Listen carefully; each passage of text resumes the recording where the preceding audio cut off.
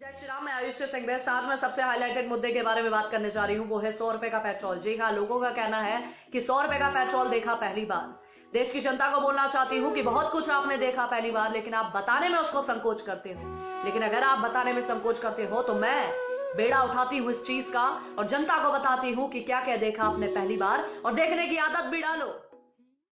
मैं देश की जनता को बोलना चाहती हूँ जिनका कहना है कि पहली बार देखा 100 रुपए का पेट्रोल, तो जनता को बताना चाहती हूँ कि पहली बार आपने देखा होगा चाइना को पीछे भागते हुए।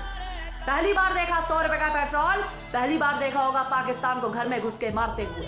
पहली बार देखा आपने 100 रुपए का पेट्रोल, पहली बार देखा होगा दुनिया को भारत से वैक्सीन मांगते हुए। पहली बार देखा आपने 100 रुपए का पेट्रोल, पहली बार देखा होगा आपने किसानों के खाते में सीधा 6,000 रुपए जाते हुए। पहली बार देखा आपने 100 रुपए का पेट्रोल, पहली बार देखा होगा आपने गरीबों को फ्री राशन और पैसे और फ्री का सिलेंडर। पहली बार देखा आपने 100 रुपए का पेट्रोल, भाई साहब पहली बार देखा होगा आपने भारत का डंका विदेश में बजते हुए। पहली बार देखा आपने 100 रुपए का पेट्रोल, पहली बार देखोगे आत्मनिर्भर भारत को और आदत डालो। और देश की जनता से बोलना चाहती हूँ जिनको 100 रुपए का पेट्रोल दिखता है, एक महीने में ज्यादा से ज्यादा कितना पेट्रोल भरवाओगे? 3 से 4 बार।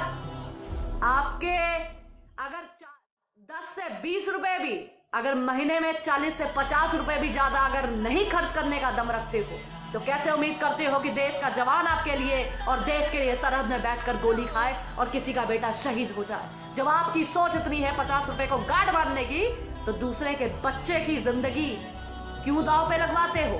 100 रुपए का पेट्रोल देखते हो। मैं देश की जनता से बोलना चाहती हूँ, अगर आप में तड़ नहीं है एक महीने में देश के लिए या देश की सुरक्षा के लिए 50 रुपए ज्यादा भरने के लिए, तो अपनी गाड़ियों में आग लगा दो। क्योंकि आपकी सोच पर यह है कभी भारत की स्थिति डामाडोल होगी, आप तो कहोगे भाई मुझे 100 रुपए का पेट्रोल नहीं चाहिए, मुझे तो 40-50 में चाहिए।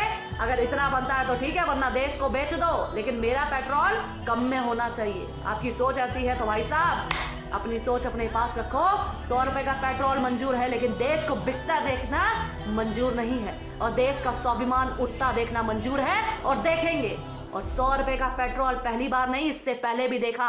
अगर उस समय भी आवाज उठा दी होती तो आज देश के हालात, अपने लिए कभी आवाज उठा दी होती तो आज आपका धर्म खतरे में ना होता और देश खतरे में। आपने कभी सोचा कि कोरोना काल में जब देश में महामारी चल रही है, देश का प्रधानमंत्री देश के लिए, देश के लोगों के लिए और सेना को मजबूत करने के लिए, देश को मजबूत करने के लिए राफेल ला रहा है, लेकिन आपको तो 100 रुपए का पेट्रोल दिखता है, राफेल की कीमत किसी को नहीं दिखती। किसी ने नहीं बोला कि महामारी चल रही है, आर्थिक स्थिति डामाडोल है, लेकिन फिर भी राफेल आ रहा है। बोलना चाहती हूँ, अगर इतने सवाल आपने पहले पूछे होते तो आज देश की स्थिति क्या होती ये आपके सामने होता। लेकिन आपको तो 100 रुपए का पेट्रोल दिखता है। वो हैदराबाद को वैसे कहता है कि बाबरी कभी मरी नहीं, हम तो बाबरी लेके रहेंगे।